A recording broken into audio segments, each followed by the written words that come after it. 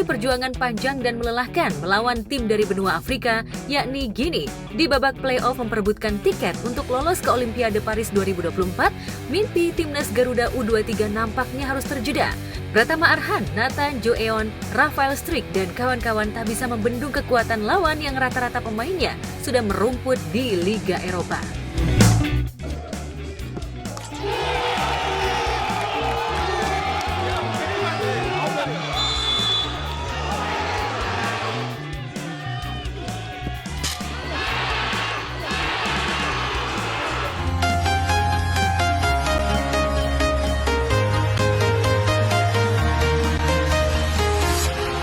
Walking alone, the streets are empty. The only thing I can see is my own silhouette. I'm getting stronger, step by step. The clock is ticking, but there's no time for me. Pertama kita ketinggalan 1-0. Tadi penalti yang nggak begitu penting sebenarnya. Pelanggarannya bukan pelanggaran keras, cuma kayak kesalahan, salah ngelangkah doang Witan. Tapi kalau gua ngelihat peluangnya Indonesia untuk pertandingan babak kedua harusnya bisa banyak celah yang harus bisa dimanfaatkan. Udah gitu, gua ngelihat ini lawannya Indonesia cuma menang gede doang. Mereka main bolanya nggak begitu pintar. Dengan sepenting ini ya buat Indonesia ini penting banget. Itu nggak ada VAR, itu nggak ada kamera offside. Bola itu bundar, apapun bisa terjadi di lapangan. Kalau dilihat sebenarnya dari lini ke lini memang kita sebetulnya punya lini pertahanan yang cukup solid ya. Ketika semua pemain intinya bisa turun. Mereka berjuangnya tuh mati-matian. Mereka itu dibebat semuanya dari mulai betis sampai paha atas, tangan sampai dibebat semuanya itu udah penuh beban mereka. Ya kita hanya bisa mendoakan. Janganlah menghujat.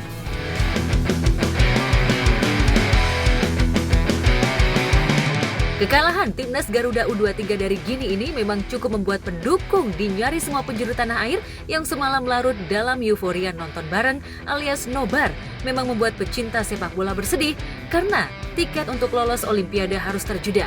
Luapan kekecewaan itu tampak dari raut wajah sedih yang beredar di jagat maya.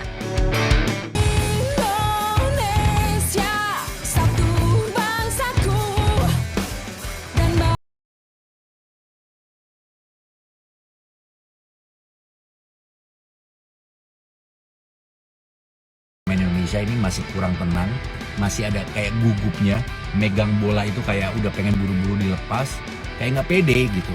Guinea ini bukan lawan terberat, justru lawan terberat itu adalah Uzbekistan. Udah antara emosi, seneng, sedih, kesel itu jadi satu. Gimana sih sampai kita tuh pusing, adrenalin udah nyampe ke ubun-ubun, udah pada, aduh kasihan banget deh Pak, ibu-ibu banyak yang nangis, pada histeris.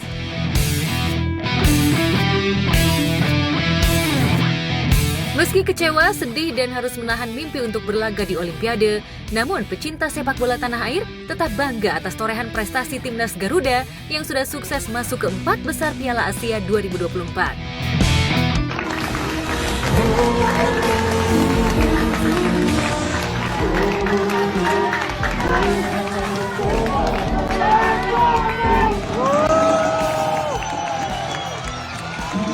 Selesai juga perjuangan Indonesia U23 untuk bisa membawa mimpi Indonesia berlaga di Olimpiade. Tapi ini belum waktunya. Gua tetap salut, gua tetap bangga, gua tetap cinta sama kalian. Terima kasih atas perjuangan kalian. Cuma memang kita kalah beruntung aja di pertandingan kali ini. Jujur lawannya Guinea ini nggak terlalu spesial. Mereka cuma menang gede doang. Bikin gol dari penalti. Bukan dari open play, bukan dari skema permainan. Aku tetap harus bangga. Kita harus tetap bangga. Jangan ada sampai yang menghujat, sampai yang ibaratnya sedih ya. Buat yang menghujat tuh kayaknya nggak tahu gimana prosesnya mereka kayak gitu. Pastinya dengan Coach Sintayong memberikan kepercayaan para pemain ini untuk berjuang, pasti ada taktik tersendiri gitu loh. Ada rahasia tersendiri dari Coach Sintayong. Terus kita ibaratnya menikmati dan memberikan semangat ini kadang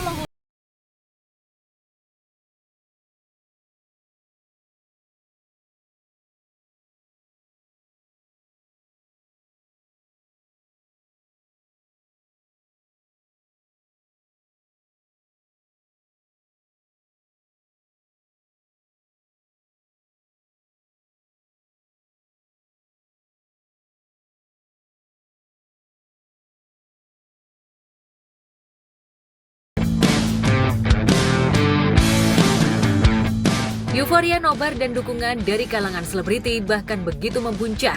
Pesinetron Yama Carlos dan kekasihnya bahkan ikut larut dalam nobar semalam. Nyaris di setiap laga ketika bertubi serangan ia terlihat menunjukkan raut wajah tegang, apalagi beberapa kali peluang datang. Halo pemirsa RCTI Go Spot. Tuh, saya udah pakai Garuda di dadaku. Ini juga pacar saya. Nah itu dia pakai merah putih. Kami mau ngapain? Tentu aja mau support timnas Indonesia, mau nobar Indonesia versus Guinea. Oke, pemirsa ini udah mulai sudah tangan ya Pak. Tes. Kemudian totalnya sekitar 120-an orang. Full. Jadi kalau yang keluarga itu di lantai 2, kalau di area di Citok. Nonton di waktu yang lawan Korsel, lawan Uzbek, sampai yang Jepang final pun nonton. Nonton terus. Emang Kak Arina suka bola juga? Masih amat.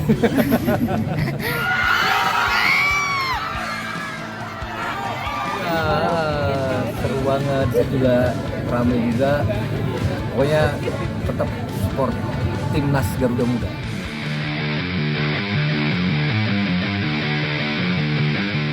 Bukan hanya Yama Carlos, di beberapa daerah nobar pun terjadi. Ekspresi-ekspresi histeris dan yel-yel bernada dukungan pun menggema.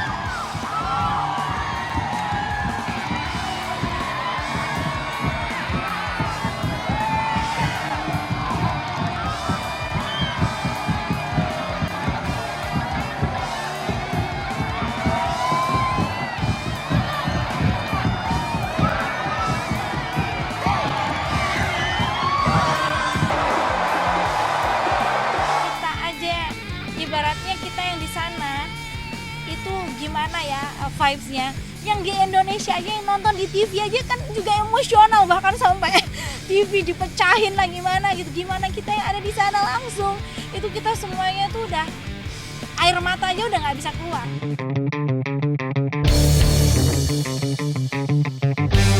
Di laga yang dihelat di Paris, Prancis tanpa kehadiran penonton di tribun tak menyurutkan pendukung timnas untuk menyaksikan laga. Aku sedih banget juga karena pemain ke-12 yaitu supporter nggak bisa langsung dukung ke sana karena kan diadakannya secara tertutup ya, nggak boleh ada penonton karena masih ada isu keamanan di Prancis karena sebelum terselenggaranya Olimpiade tuh nggak boleh ada keramaian di sana, jadi otomatis nggak boleh ada penonton. Yang bisa menyulut salah satunya pemain Indonesia untuk terus berjuang tuh kan karena ada kita yang teriak-teriak tuh.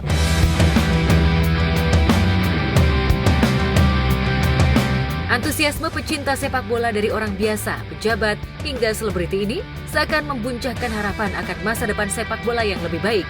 Apalagi tim debutan timnas Garuda sukses masuk 4 besar dan naik peringkatnya di deretan FIFA. Saking antusiasnya, sejumlah selebriti pun terus memberi dukungan. Mereka tetap bangga pada timnas apapun hasilnya. Tiganya sampai ke semifinal, menurutku ini sebuah progres yang bagus. Juga Coach Taeyong membuat Indonesia semakin bagus dari tahun ke tahun ya, karena kita juga belum pernah melihat selama gue dari lahir sampai sekarang. Kayaknya ini permainan timnas terbaik yang pernah gue lihat. Mereka bisa main build up dari bawah. Kalau dulu kan kayaknya kita cuma main long ball, tengah-tengah nggak ada peluang, tendang aja bawahnya. Kalau sekarang tuh kita lebih sabar, kita lebih bermain teamwork lah, dan melihat progres timnas yang sangat baik, gue tuh senang banget dan berharap semoga kedepannya timnas lebih baik lagi, karena kan juga kayak kita lihat timnas U23 ini hampir setengahnya itu adalah pemain senior, yang artinya pemain senior kita masih muda-muda, berarti kita memiliki masa depan yang baik seperti ya. Dan juga kemarin Coach Taeyong diperpanjang kontraknya sampai tahun 2027. Semoga itu membuat perubahan bagi sepak bola Indonesia dan membuat kita mencapai target 100 besar di FIFA. Kayaknya timnas kita tuh lagi disorot sama seluruh dunia deh. Maksudnya mereka juga pasti kaget lihat permainan kita berubah drastis dan kita bisa menang walaupun sama Qatar kita dizolimi. Tapi gue seneng banget, sumpah bener-bener seneng banget lihat timnas yang sekarang. Jadi gue kayak kaget, ternyata timnas tuh bisa kayak gini mainnya gitu. Jadi gue seneng banget ngeliat timnas yang sekarang. Sekarang gini gue juga gak pernah kepikiran dulu Indonesia bisa Piala Asia masuk ke perempat final ya kan. Kita jadi tuan rumah aja atau kita masuk di kualifikasi, kita masuk di babak fase grup aja kayaknya dulu bisa gak sih gitu kan. Kita melihat tim-tim besar lainnya kita kayak gak mungkin, tapi ya sekarang ternyata gak ada yang gak mungkin. Pemain ini tuh level mereka sekarang itu jadi level rata-rata di Liga Indonesia. Artinya yang terbaik yang membela timnas itu levelnya akan naik lagi, baru kita bisa bicara mungkin juara Piala Asia di level senior juga, mungkin kita bisa lolos ke Piala Dunia. Jadi ini proses yang panjang banget, tapi apa yang dicapai ini membuka mata kita bahwa Indonesia bisa mampu kok, tinggal bagaimana kita mencapai hal itu. Itu butuh proses yang konsisten, yang serius, butuh kesabaran dan dedikasi. Kesabaran, dedikasi dari semua pihak, semua stakeholder gitu. Tapi kuncinya memang mau nggak mau dari federasi dan pemerintah.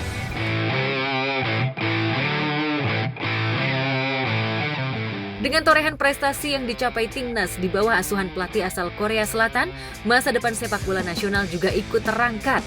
Sejumlah selebriti bahkan antusias menyekolahkan anak-anaknya sejak dini ke sekolah sepak bola. Setelah sebelumnya, pasangan Darius Sinathrya dan Donna Agnesia yang menyekolahkan kedua putranya di sekolah sepak bola di Paris. Giliran pasangan Anang Hermansyah dan Ashanti yang sudah menyekolahkan putranya Arsya Hermansyah ke sekolah sepak bola di kawasan Senayan. Anang bahkan rajin menemani Arsya saat berlatih. Guys, ini aku nemenin Arsya mau latihan bola. Weh, ayo timnas, kan masuk timnas deh.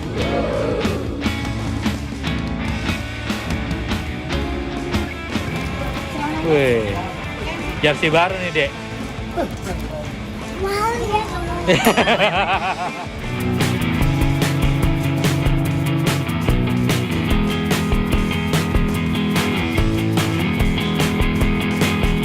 Ya guys, ini Arsya mau aku fokus ya Pak? Fokus untuk jadi pemain sepak bola. Karena lihat keberhasilan timnas sampai hari ini luar biasa. Tapi pengen jadi timnas nih, PAT masuk timnas ya? Pokoknya kalau sampai ada pendaftaran timnas besok Arsya. Wih, siapa tahu kan ada yang junior dulu ya Pak ya? Semangat lagi basket latihan. Semangat banget kalau latihan. Seru banget. Wih, golin berapa tadi? Gol 1. Tadi penalti gimana penalti? Asli seru. Kiper paling jago dia. Striker paling jago aku. Wih deh. Right wing itu aku juga paling jago. Kiper enggak terlalu. Kiper Abang Liam jago ya? Iya. Back jago, tiga-tiganya jago.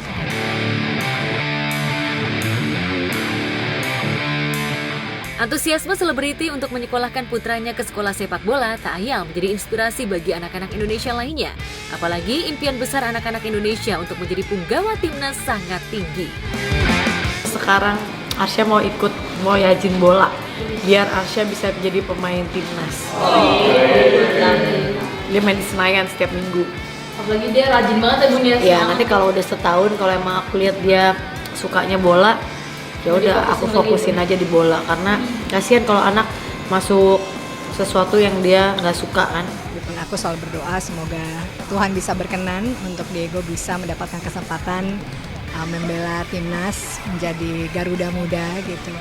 Dan ya doa terbaik dan sukses buat Diego. Ini adalah proses yang panjang. Kalau dilihat kayak Rizky Ridho, Hernando, Arhan, Komang, Arhan, semuanya mereka mulai dari pembinaan usia dini dan mereka sudah mendedikasikan hidupnya untuk bisa gitu. Nah, tapi sekarang kita jadi terbuka bahwa mereka-mereka ini adalah standar benchmark baru kalau Indonesia mau berkompetisi bersaing dengan tim-tim besar di Asia. Levelnya segitu.